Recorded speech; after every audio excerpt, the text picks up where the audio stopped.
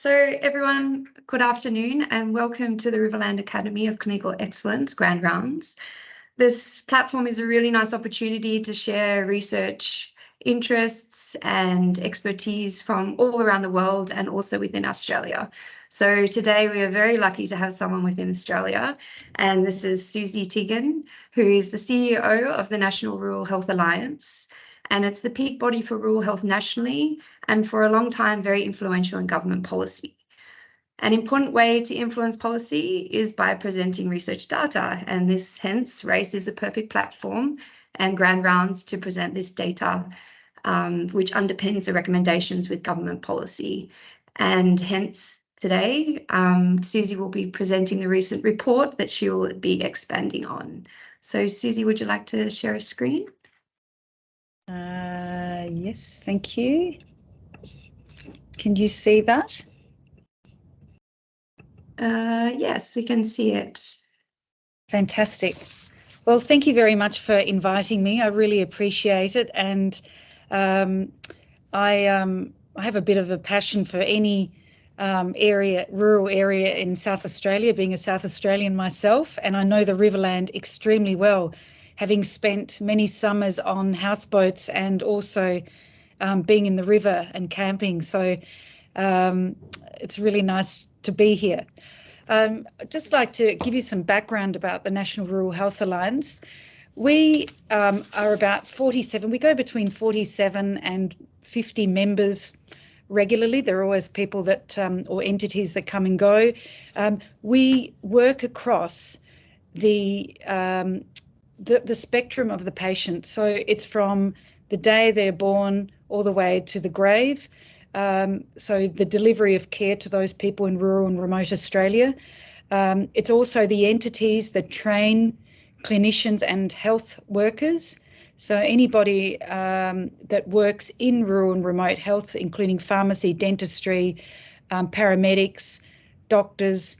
So we represent those entities that look after the original training through the universities all the way to the end of the career journey. And then we also have the group of clinicians that do the research from the idea or the health problem all the way to the end of a policy being developed or an advocacy piece and being funded, or commercialisation. So it's a fairly large remit.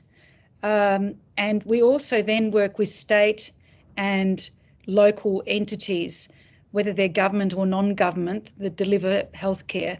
So we look after that 7 million people. That's 30% of the population. And I think what people often don't realise in the city is that that 30% of the population brings in a major part of our income, Australia's income. So that 30% brings in 50% of our tourism income. It puts 90% of the food on Australia's tables. We also produce fibre. 2/3 of our exports are from rural and remote and regional Australia. And the reason we have come through 2 financial crises and we've recovered fairly well after COVID is because of rural, regional and remote Australia and because of its industries. So the key priorities for the National Rural Health Alliance have really been ones that are an issue and a priority for most entities that work in rural, remote and regional Australia. So workforce is a huge issue. And over the last 30 years, I've noticed that the problem hasn't actually changed. We've worked with international medical graduates, we've tweaked around the edges in training, and we've also tweaked in policy and incentives and PIP payments, but it still hasn't made the change that we need. And the thing about it is that we do know that the more the training is in rural and remote, and if we're recruiting students that are from rural and remote regions, they've gone to primary school there, secondary school, they're exponentially more likely to end up in the country and actually stay there and understand the country. And so we've had a lot of research, a lot of studies, a lot of exploration by the government, and generally, and my view is that actually often rural communities know more about what would work because they are already working across all the different sectors. So you work with the RFDS, you work with the local health service, you work with the aged care facility. And so one model doesn't fit all. And so the workforce and innovative models of multidisciplinary care and place-led solutions, including the primary rural integrated multidisciplinary health service, is very much on our list of priorities, because we believe that the urban-based one solution fits all doesn't actually work in those regions. And you can trial things at one rural community and then tweak it in another, and it will actually work quite well. But there needs to be some funding and some support to do that facilitation. The other one is a national rural health strategy. At the moment, there isn't a national rural health strategy. Some state governments have one, a state government strategy. But if you don't have a national rural health strategy, how can you actually measure your progress?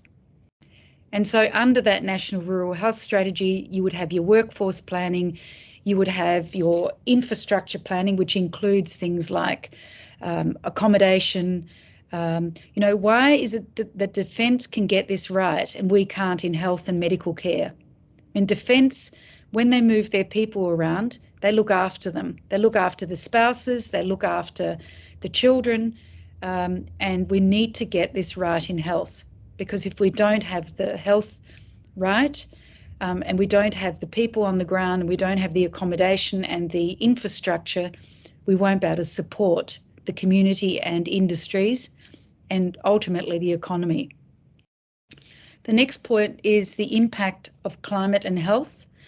Now, rural communities have experienced floods, fires and droughts for many years, and I know that from personal experience, having had Ash Wednesday come through our farming property. The thing about it is they're occurring more often, and it is affecting the health of the population. The recovery is not as quick, and the mental health component and the economic component of it is affecting the health of our communities. And so that is a large priority for us.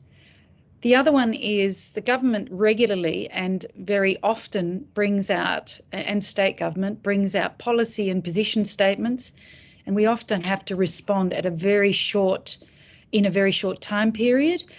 And so what we do is we go to our member bodies that work across the whole patient journey, and we say, what are your key priorities in these areas, and then ensure that the government receives them.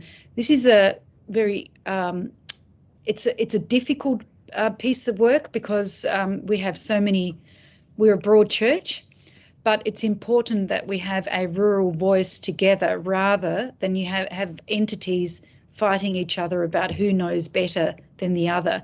And I think that's, it's crucial because we're a small part of the population. And if you want your voice heard, it has to be consistent and it has to be bipartisan.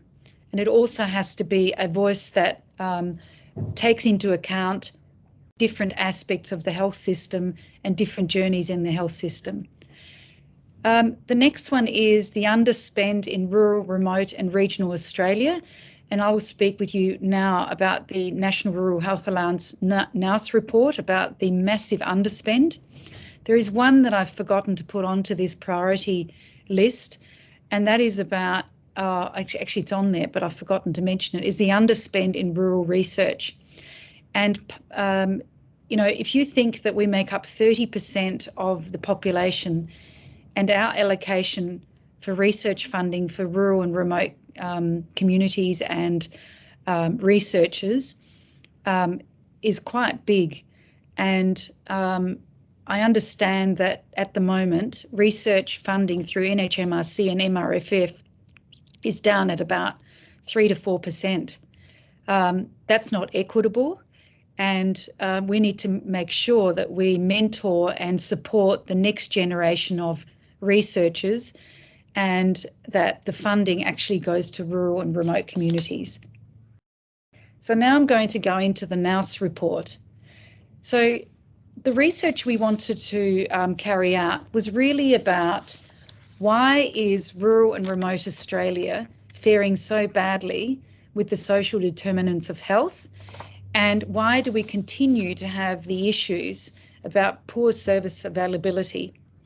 And so we've got barriers to access, we've got higher cost access, we have issues of the drought and the fires and the continuous having to be resilient and recover. And we also have a lack of investment into rural and remote regions. And this will probably shock people. This is per annum. Rural Australia has a lower health spend and poorer health outcomes, and at the moment it is per annum $6.55 billion underspend. And we're not a developing country, we're a Western country, and I think it's pretty embarrassing that Australia has an underspend for 30% of the population that actually delivers a huge amount of funding towards the Australian economy. And it translates into about $848 per person per year, despite the fact that we have a higher burden of disease of 1.4 times more. And it really takes an across the sector, not just health, but the industry sector approach and infrastructure. The expenditure and disease data reflect the missed opportunity for preventative and primary health care. And if you look where the funding is actually spent, most of it you will see is in a hospital or tertiary setting, because by the time the patients or the consumer gets to the hospital, it is already pretty bad and it's a very costly system. And you'll note there that the regional and remote lack of access continues to increase the more remote the population becomes. So just so you understand how we came to the data, it was really important that we have publicly available data. It's from public hospitals, from ACHOs, PHNs, which address the service gap. We looked at MBS data, NDIS data, and all of it shows a marked decline in actual payments rather than committed support. And the question I ask is, what happens with the money that's not utilised? So here we go down in the figures. So in 2020, the National Rural Health Commissioner evaluated the allied health services and found that current funding arrangements were failing to support the growth of rural, public, not-for-profit and private service capacity. And this was also supported by data that showed that of those allied health professionals working in non-urban areas, most work was in the public sector. It also found that the outreach of the virtual consultation play a critical role in facilitating early intervention and continuity of care. So for effective service distribution, it is essential to have a viable business model, because at the moment, many models are failing. And there's also a discrepancy between those medical practices or those multidisciplinary practices and what they're able to pay and what the state government, for example, is able to pay.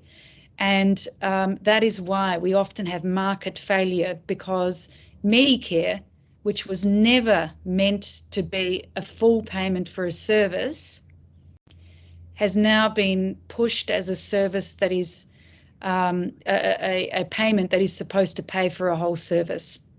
And in legislation, it was always supposed to be a public health insurance. So it's really important that the business models for delivery of care includes adequate staff base, local community engagement, staff training, and a business model being sustainable. And that includes things like ensuring that it's a multidisciplinary care model, and that if people do not want to manage a multidisciplinary service, that there is a capacity to provide management of those clinics, and people can work part-time.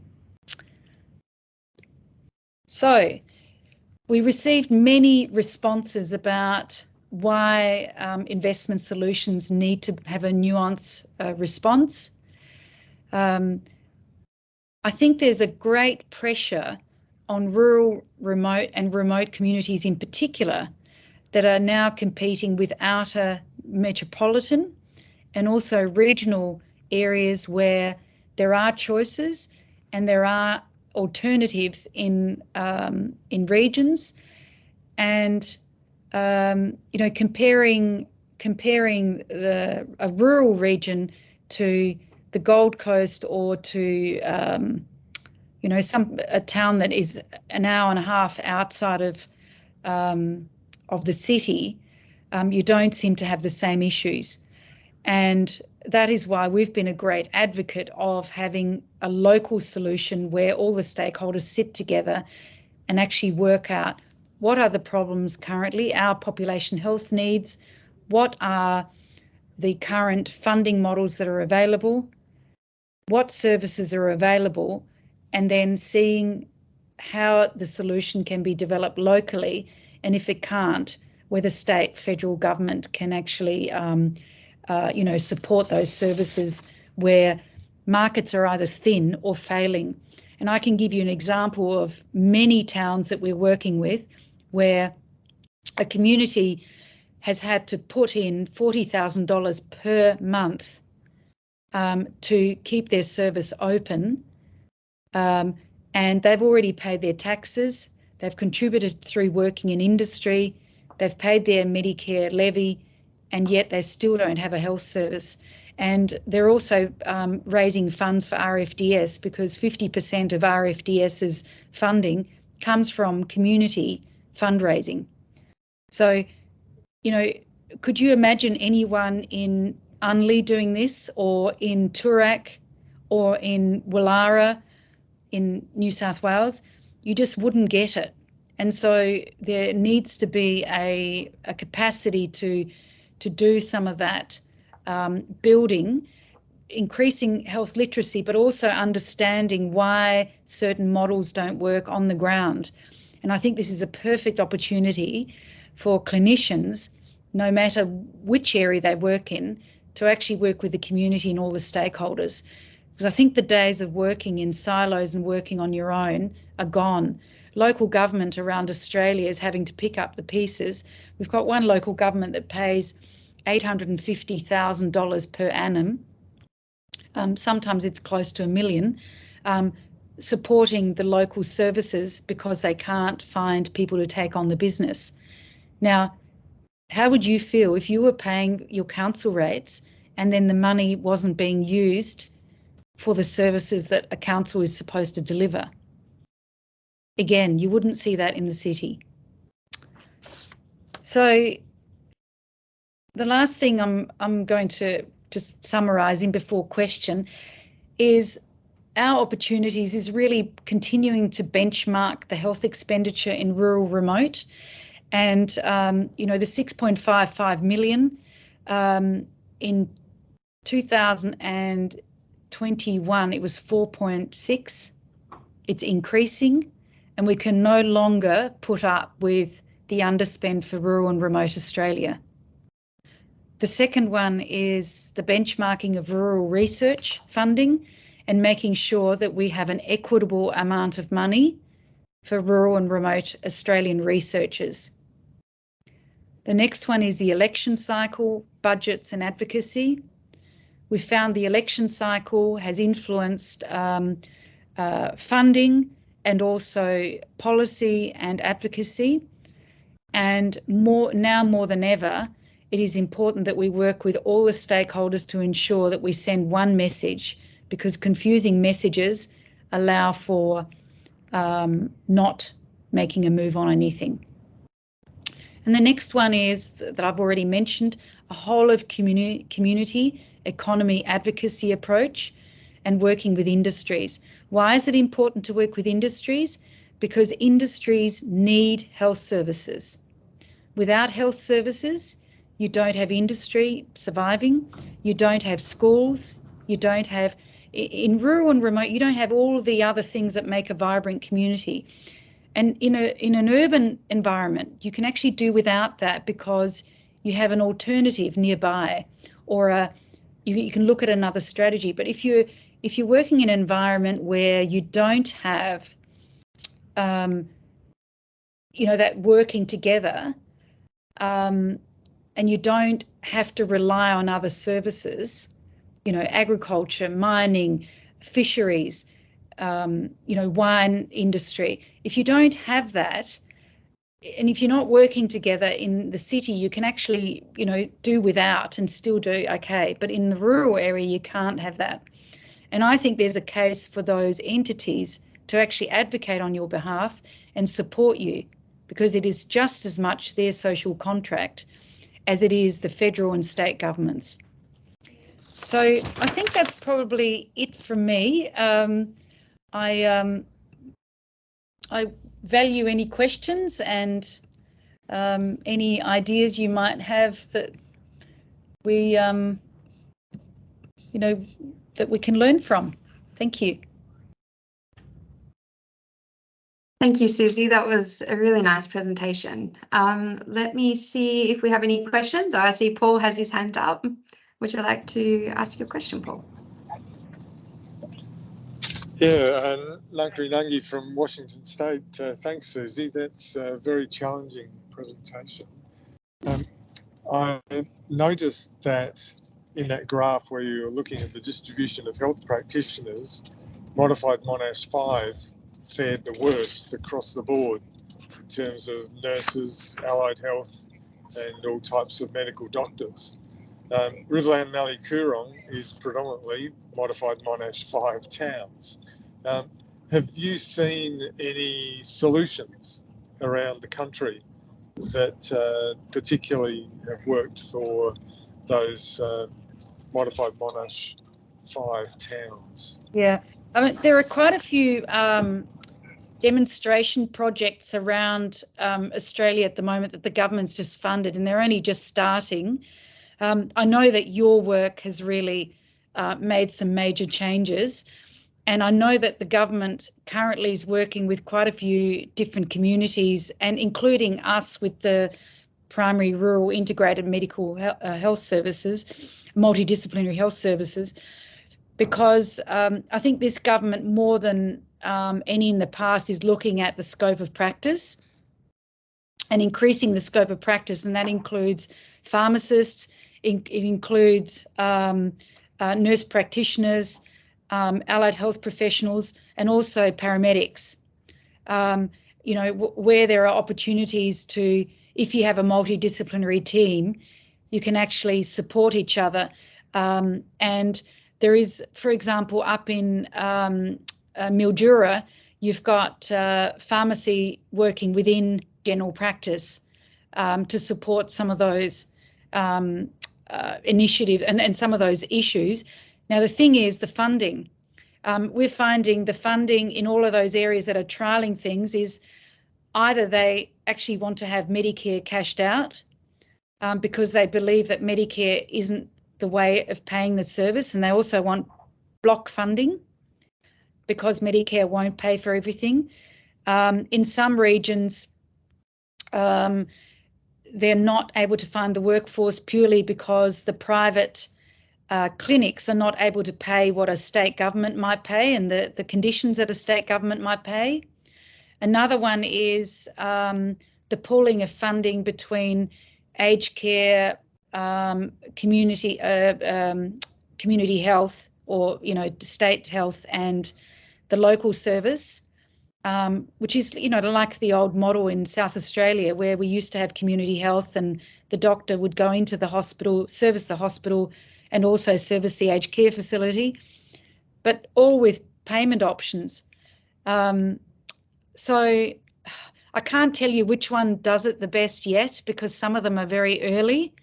But I think the biggest issue is, can you get everybody around the table with an independent chair, a community leader as an independent chair, where everyone starts talking about what they can offer and what they can't, and the PHN provides you with the local data to come up with the solution, as a group.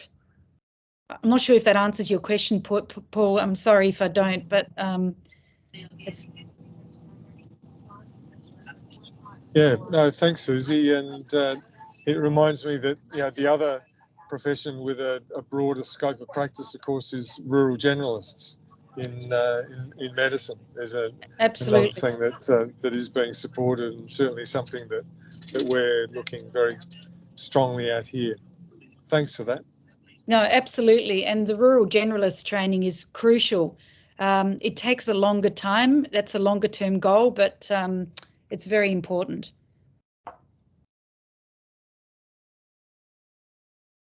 Thanks, Paul. Does anyone have any other questions? In the meantime, I have a quick question. It was really nice to hear you speak about research, because I'm the Senior Research Officer at RACE, working with Paul, and it's quite a unique situation to be in research within the local health network, when quite often it's driven by the university side. Yes. So how do you see, I suppose, the future of funding being integrated within the local health network that's targeted to research? I mean, I think it's great that I think any entity that deals with health should be able to access health research money. Our big issue is that at the moment it's not going to rural, remote and regional Australia. And some of the reasons that have been given is that we don't have the research capacity, as in, skills, which I don't think is true. And even if it were true, then there needs to be something in place where we mentor the future research capacity, or the people that are wanting to do the research. And, I might be speaking out of term, but sometimes there are entities in urban centres that say we're going to include rural, but actually it's just an afterthought, and they do it because you tick a box.